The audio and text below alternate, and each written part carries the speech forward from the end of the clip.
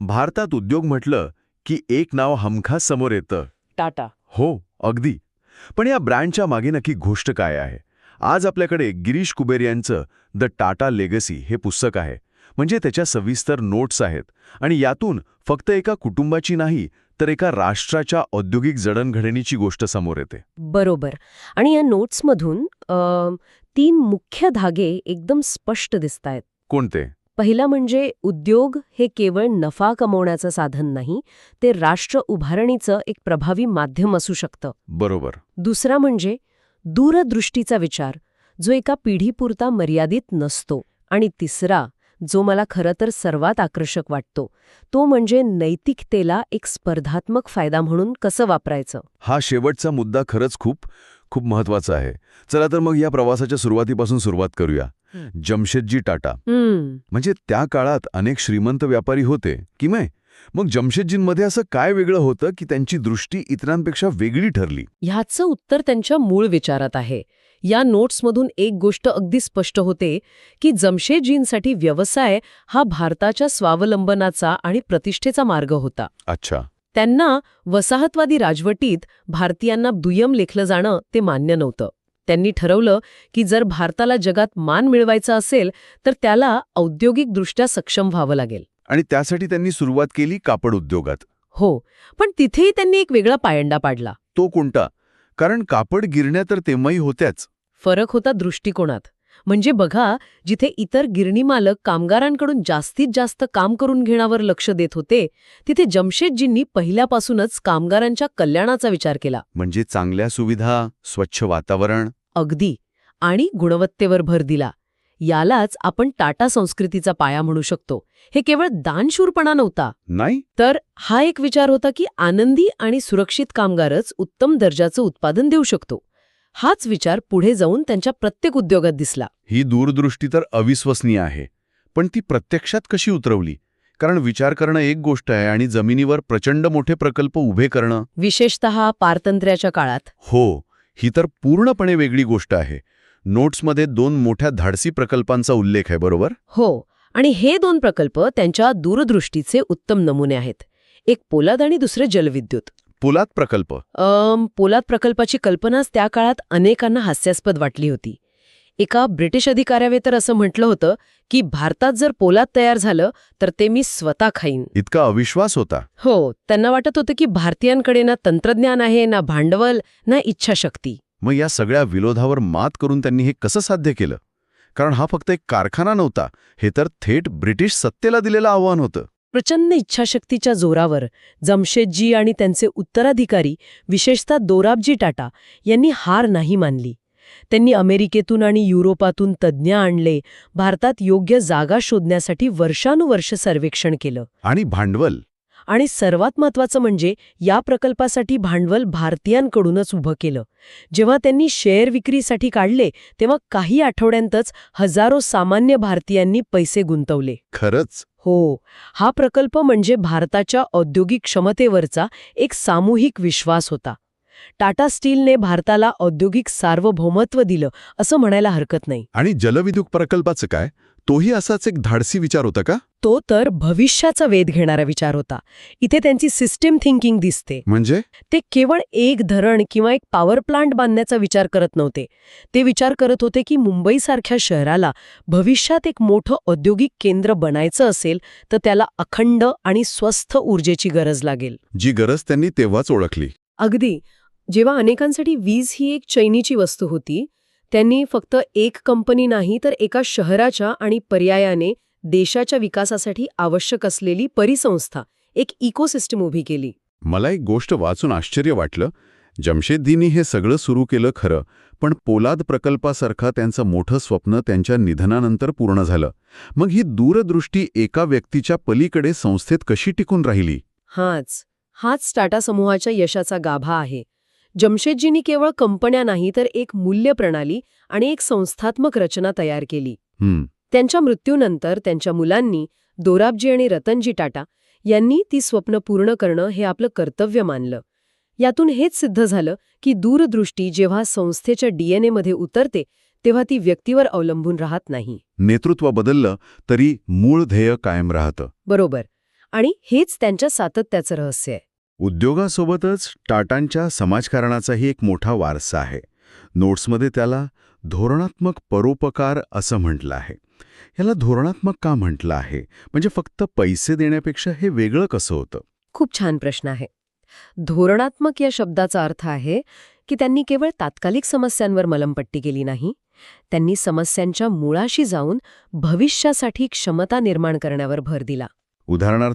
उदाहरणार्थ, त्यांनी दुष्काळग्रस्तांना मदत केली, पण त्याहीपेक्षा महत्त्वाचं म्हणजे त्यांनी इंडियन इन्स्टिट्यूट ऑफ सायन्स म्हणजे IISc सारख्या संस्थेच्या स्थापनेसाठी प्रचंड निधी आणि पाठिंबा दिला. म्हणजे ते मासे देण्याऐवजी मासे पकडायला शिकवत होते. अगदी तसंच.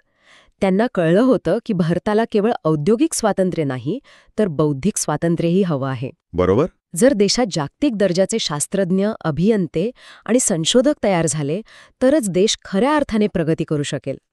त्यांनी व्यवसायातून कमावलेला नफा देशाचं बौद्धिक भांडवल वाढवण्यासाठी गुंतवला. खरंय, हा विचार कॉर्पोरेट सामाजिक जबाबदारीच्या म्हणजे CSRच्या खूप पुढचा होता. हो, ही एक दूरगामी गुंतवणूक होती जी आजही फळं देत आहे. तर ही झाली पायाभरणी. मग हा समूह पुढे कसा विकसित झाला? GRD टाटा यांच्या काळात तर एक पूर्णपणे नवीन अध्याय सुरू झाला असं दिसतंय. हो, GRD टाटा यांनी समूहाला आधुनिकतेकडे नेलं. त्यांनी 2 महत्त्वाच्या गोष्टी केल्या. एक, त्यांनी व्यवस्थापनाला व्यावसायिक स्वरूप दिलं. Professional management. हो, गुणवत्ता आणि कार्यक्षमतेसाठी जागतिक दर्जाचे मापदंड आणले. आणि दुसरं, त्यांनी विमान वाहतुकीसारख्या नव्या क्षेत्रात प्रवेश केला, टाटा एअरलाइन्स, जी पुढे एअर इंडिया झाली. बरोबर. ते केवळ एक व्यावसायिक पाऊल नव्हतं, तर भारताला जगाच्या नकाशावर आणण्याचा एक प्रयत्न होता. ते स्वतः एक कुशल पायलट होते आणि त्यांचा तपशिलावरचा भर अविश्वसनीय होता असं म्हणतात. आणि त्यानंतर आले रतन टाटा, ज्यांनी या भारतीय समूहाला खऱ्या अर्थाने जागतिक बनवलं. नोट्समध्ये टेटली, जॅग्युआर, लँड रोवर सारख्या मोठ्या अधिग्रहणांचा उल्लेख आहे. ही एक मोठी जोखीम होती की नाही? निश्चितच. तो एक धाडसी आणि तितकाच वादग्रस्त बदल होता. रतन टाटांच्या काळात भारताची अर्थव्यवस्था खुली झाली होती आणि जागतिक स्पर्धा दारात उभी होती. अशा वेळी त्यांनी बचावात्मक भूमिकेऐवजी आक्रमक भूमिका घेतली. अगदी. त्यांनी ठरवलं की जर टिकायचं असेल तर जागतिक स्तरावर खेळावं लागेल. कोरस स्टील किंवा जगवार लँड रोवर्स सारखी अधिग्रहणं प्रचंड जोखमीची होती आणि सुरुवातीला त्यावर खूप टीकाही झाली. पण त्यातूनच टाटा समूहाचं रूपांतर एका भारतीय कंपनीतून एका बहुराष्ट्रीय समूहात झालं. म्हणजे प्रत्येक पिढीने आपापल्या काळातील आव्हानं ओळखली आणि त्यानुसार स्वतःला बदललं. वसाहतवादाशी संघर्ष, स्वातंत्र्यानंतरचे नियम आणि मग जागतिकीकरण. आणि हीच त्यांची खरी ताकद आहे. परिस्थितीनुसार बदलण्याची क्षमता, अडॅप्टेबिलिटी, पण त्याचवेळी आपली मूळ मूल्य न सोडणं. हे संतुलन साधणं खूप कठीण असतं. तुम्ही मूल्यांचा उल्लेख केलात. या सगळ्या प्रवासात जमशेदजींपासून रतन टाटांपर्यंत नोट्समध्ये एक शब्द सतत येतो, नीतिमत्ता, एथिक्स. पण आजच्या जगात अनेकदा असं म्हटलं जातं की व्यवसाय आणि नीतिमत्ता एकत्र नांदू शकत नाहीत. मग हा केवळ एक चांगला आदर्श होता की यामागे काही व्यावसायिक गणित होतं? इथेच खरी गंमत आहे. आजच्या काळात आपण ब्रँड ट्रस्टबद्दल खूप बोलतो, पण टाटांनी 100 वर्षांपूर्वीचे ओळखलं होतं की नीतिमत्ता ही केवळ चांगली गोष्ट नाही, तर ती एक व्यावसायिक मालमत्ता आहे, एक ॲसेट आहे. ज्या काळात बाकीचे व्यापारी फक्त नफा बघत होते, तेव्हा टाटा विश्वास निर्माण करत होते. त्यांनी कामगारांसाठी 8 तासांचा दिवस, प्रॉव्हिडंट फंड, मोफत वैद्यकीय सेवा यांसारख्या गोष्टी भारतात कोणताही कायदा येण्याच्या अनेक दशके आधी सुरू केल्या. पण या विश्वासाचा थेट व्यवसायावर कसा परिणाम झाला? अनेक मार्गांनी. जेव्हा तुम्ही कर्मचाऱ्यांशी काळजी घेता, तेव्हा ते कंपनीशी एकनिष्ठ राहतात. बरोबर. जेव्हा तुम्ही गुंतवणूकदारांशी आणि सरकारशी पारदर्शक व्यवहार करता, तेव्हा तुम्हाला भांडवल आणि परवानग्या मिळवणं सोपं जातं. आणि सर्वात महत्त्वाचं म्हणजे जेव्हा ग्राहक टाटा हे नाव पाहतो, तेव्हा तो केवळ एक उत्पादन नाही, तर त्यासोबत येणारी विश्वासार्हता विकत घेतो. आणि हा विश्वास त्यांनी अनेक दशकांच्या नैतिक आचरणातून कमावला आहे. हो, तोच विश्वास पुढे जाऊन त्यांची सर्वात मोठी स्पर्धात्मक ताकद बनला. अर्थात इतक्या मोठ्या प्रवासात सगळं काही सुरळीत नक्कीच नसेल. नोट्समध्ये आव्हानं आणि विवादांबद्दलही काही संकेत आहेत. हो, आणि तो एक महत्त्वाचा मुद्दा आहे. कोणताही मोठा समूह आव्हानांशिवाय असू शकत नाही. टाटा समूहासमोरही प्रशासकीय वाद, बाजारातील दबाव आणि नेतृत्वातील बदलांसारखे कठीण प्रसंग आले. पण या स्रोतांमधून एक गोष्ट स्पष्ट होती की अशा वेळी त्यांच्या प्रक्रियेवरील आणि पारदर्शकतेवरील भरामुळे त्यांना मार्ग काढण्यास मदत झाली. त्यांची मूल्य ही केवळ चांगल्या काळात दाखवण्यासाठी नव्हती, तर कठीण काळात मार्गदर्शक म्हणूनही कामी आली. तर जमशेदजींच्या स्वावलंबी भारताचा स्वप्नापासून ते एका जागतिक समूहापर्यंतचा प्रवास आपण पाहिला. यातून एक गोष्ट माझ्या मनात पक्की बसलीये कोणती? की टाटांची कहाणी ही भारताच्या आधुनिकीकरणाच्या प्रवासाला समांतर चालणारी कहाणी आहे. अगदी बरोबर. त्यांचा वारसा केवळ त्यांच्या कंपन्या किंवा त्यांच्या ताळेबंदापुरता मर्यादित नाही. या पुस्तकाच्या नोट्सच्या शेवटी म्हटल्याप्रमाणे त्यांचा सर्वात मोठा वारसा म्हणजे नैतिक आणि राष्ट्रकेंद्रित भांडवलशाहीचा एक आदर्श निर्माण करणं. हो, टाटा सन्सच्या नफ्याचा मोठा हिस्सा हा विविध ट्रस्टकडे जातो आणि तो समाजासाठी वापरला जातो.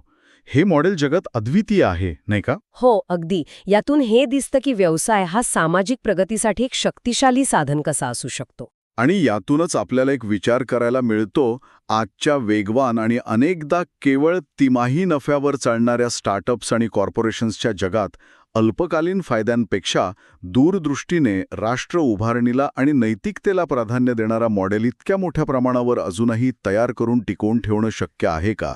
व्हिडिओ आवडला असेल तर लाईक करा आणि अशाच युजफुल व्हिडिओसाठी चॅनलला सबस्क्राईब करायला विसरू नका.